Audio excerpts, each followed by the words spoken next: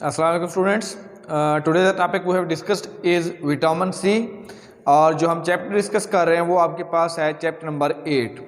आपको पता है कि चैप्टर नंबर 8 के अंदर हमने डिफरेंट टॉपिक्स को स्टडी किया था, जिसमें आपने स्टार्ट से न्यूट्रिशन के हवाले से स्टडी किया। जिस तरह मैं आपको रिवाइज करवाता हूँ हर लेक्चर के अंदर एक आध मिनट के उन तमाम चीज़ों को रिमाइंड करवा देता हूँ ताकि आपको पता चलती जाए कि हम कौन कौन से टॉपिक्स जो है यहाँ पर डिस्कस कर रहे हैं। तो आपके पास पहला टॉपिक न्यूट्रिशन था। न्यूट्रिशन में आपने कहा था कि जितना भी ऑर्गेनिज्म है वो अपनी फूड को ऑब्टेन करते हैं या प्रिपेयर करते हैं और उसको उसके बाद कन्वर्ट करते हैं किस चीज़ के अंदर, बॉडी सब्सटेंस के अंदर, ताकि उससे एनर्जी मिल सके और उस एनर्जी को वो अपनी ग्रोथ के लिए क्या करते थे, यूटिलाइज करते थे। और इसके अलावा फिर हमने कहा था कि न्यूट्रिशन में जो चीज़ एनर्जी देती है वो न्यूट्रिएंट्स होते हैं। न्यूट्रिएंट्स ऐसे केमिकल कंपाउंड या एलिमेंट होते हैं जिनको एनर्जी के लिए आप लोग क्या करते थे, कन्वर्ट करते थे। फिर हमने देखा था कि ऑर्गेनिज्म हमारे पास दो किस्म के थे, या तो वो ऑटोट्रॉफ्स होते थे या वो हीटोट्रॉफ्स होते थे। ऑटोट्रॉफ्स आपको पता है कि वो होते हैं जिनके अंदर ये सलाहियत होती थी कि वो अपनी खुराक खुद बनाते थे, जबकि हीटोट्रॉफ्स वो हैं जो अपनी खुराक खुद नहीं बनाते बल्कि डिपेंड करते हैं ऑन द अदर ऑर्गेनिज्म, कि वो दूसरे ऑर्गेनिज्म के ऊपर डिपेंड कर रहे होते हैं। इसके बाद आप लोगों ने न्यूट्रिएंट्स के हवाले से देखा था कि what are nutrients. There are two types of nutrients, one is micronutrients and other is macronutrients.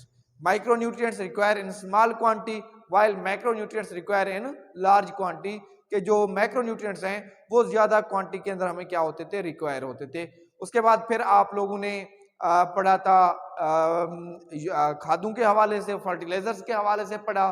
Fertilisers क्या होते हैं, आपने कहा कि खास किस्म के chemicals which are added to cell and increase the productivity and growth of plant, कि अगर आप उसे सेल के अंदर ऐड कर देते हैं तो उससे क्या होता है कि जो प्लांट की प्रोडक्टिविटी है और प्लांट की जो ग्रोथ है वो क्या हो जाती है, इंक्रीज हो जाती है। Then we have discuss the hazards of these fertilizers, कि it also called green house, it cause the formation of green house layers which increase the temperature of our environment of our cell, कि वो क्या करती है कि हमारे environment का जो टेम्परेचर है उसको इंक्रीज करने का बायस बनती है। कार्बोहाइड्रेट को डिस्कस किया था, प्रोटीन्स को डिस्कस किया था, और लास्ट टॉपिक जो हमने डिस्कस किया था वो विटामिन्स के हवाले से था। विटामिन्स की मैंने आपको डेफिनेशन बताई थी कि ये ऐसे केमिकल्स हैं जो बॉडी की प्रॉपर फंक्शनिंग के लिए जरूरी होते हैं। अगर ये नहीं होंगे तो आपकी बॉडी जो है वो प्रॉपर तरीके से फंक्शन नहीं कर पाती। फिर मैंने आपको बताया था कि जितने किस्म के विटामिन को दो कैटेगरीज हैं, या तो वो फैट सॉल्युबल होते हैं या वो वाटर सॉल्युबल होते हैं। फैट सॉल्युबल जो फैट्स में सॉल्युबल होते हैं उसमें आप लोगों ने विटामिन के हवाले से पढ़ा था, विटामिन डी के हवाले से पढ़ा था ए के, और आपने वाटर सॉल्युबल में दो पढ़े थे, विटामिन बी और विटामिन सी। तो आज हमने उसके बाद विटामिन ए को आपने डिस्कस किया था कि ये जो है हमारी आइज के अंदर रोडोप्सिन प्रोटीन को बनाने में क्या करता है, हेल्प आउट करता है। इससे ब्लाइंडनेस हो सकती है अगर इसकी डेफिशिएंसी हो जाए, तो वो हमारे पास था फैट सॉल्युबल। तो आज हमने वाटर सॉल्युबल जो विटामिन है उसको डिस्कस करना है। और वाटर सॉल्युबल विटामिन आपके पास कौन सा है? वाटर सॉल्युबल विटामिन आपके पास विटामिन सी है। विटामिन सी को हमने डिस्कस करना है। Vitamin C is most important vitamin in our body, और ये हमारी बॉडी की मजबूती या हमारी बॉडी के इम्यून सिस्टम की बात करें तो उसके अंदर ये बहुत ही इंपॉर्टेंट रोल प्ले कर रहा होता है, और हमारी बॉडी को स्ट्रांग करने में भी ये क्या कर रहा होता है, मदद कर रहा होता है।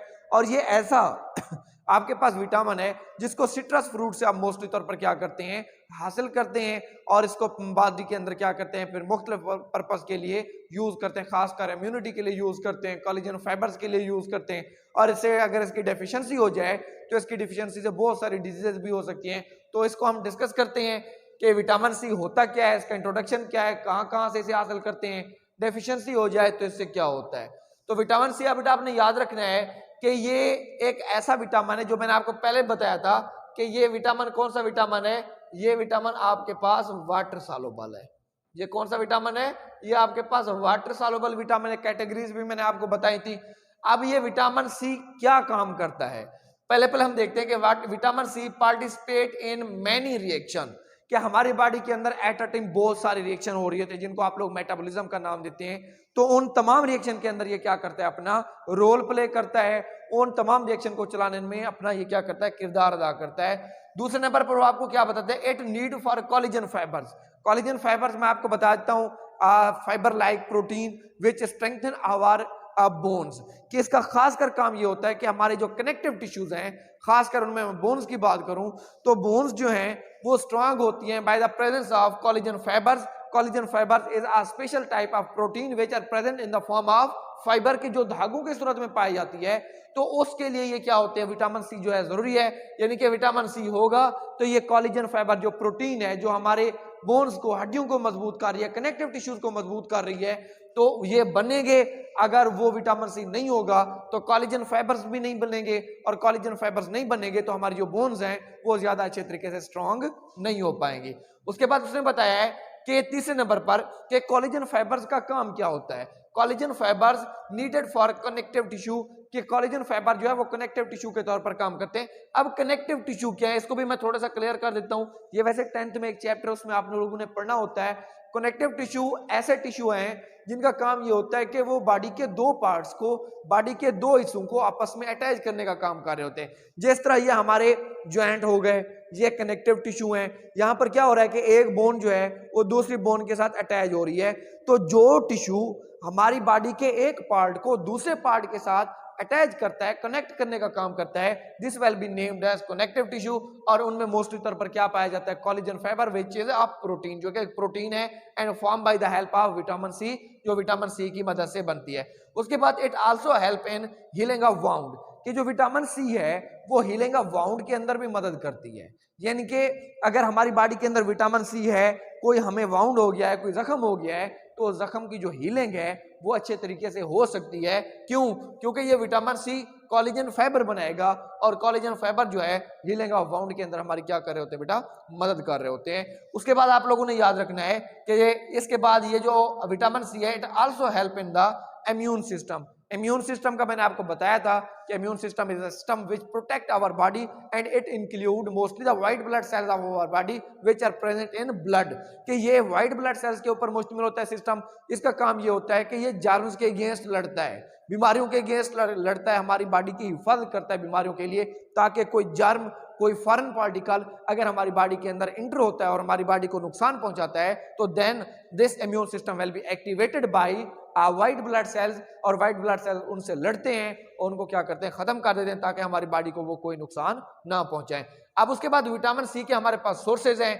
विटामिन सी को हम कहां से हासिल कर सकते हैं, we get from citrus fruit. मैंने आपको पहले बता दिया है कि सिट्रस फ्रूट से आप लोग क्या करते हैं, इनको मोस्टली तौर पर हासिल करते हैं। सिट्रस फ्रूट कौन से हैं, इसमें उसने पहले ऑरेंज बताया, आपको पता है सिट्रस फ्रूट है, ये लेमन हो गया, ग्रेप्स हो गए, तो ये तमाम चीजें आपके पास क्या हैं, सिट्रस फ्रूट के अंदर। यानी कि the main source of vitamin C is citrus fruits which will be orange, lemon and grapes. उसके बाद आपने याद रखना है कि इसको आप लोग बीफ लीवर से भी हासिल कर सकते हैं, और इसके अलावा जितना भी आपके पास लीफी वेजिटेबल्स हैं, उन लीफी वेजिटेबल से भी आप लोग क्या कर सकते हैं, इनको हासिल कर सकते हैं। तो ये सोर्सेज आपसे वो शॉर्ट में पूछ सकता है, तो ये सोर्सेज आपको एज अ शॉर्ट के तौर पर आने चाहिए, इस वजह से मैंने हेडिंग के साथ जो है आपको बताया। उसके बाद उसने बेटा इसकी डेफिशिएंसी को एक्सप्लेन किया है कि अगर खुदा ना खास्ता कि विटामिन सी की हमारी बॉडी के अंदर कमी हो जाती है तो फिर क्या होगा। तो इसकी डेफिशिएंसी से एक डिजीज लगती है जिसको आप लोग नाम देते हैं स्कर्वी का। किस चीज का नाम देते हैं, स्कर्वी का नाम देते हैं। और इससे होता क्या है, cause change in connective tissue, के जो हमारे कनेक्टिव टिश्यू है उनके अंदर क्या आ जाता है, कोई ना कोई चेंज आ जाता है।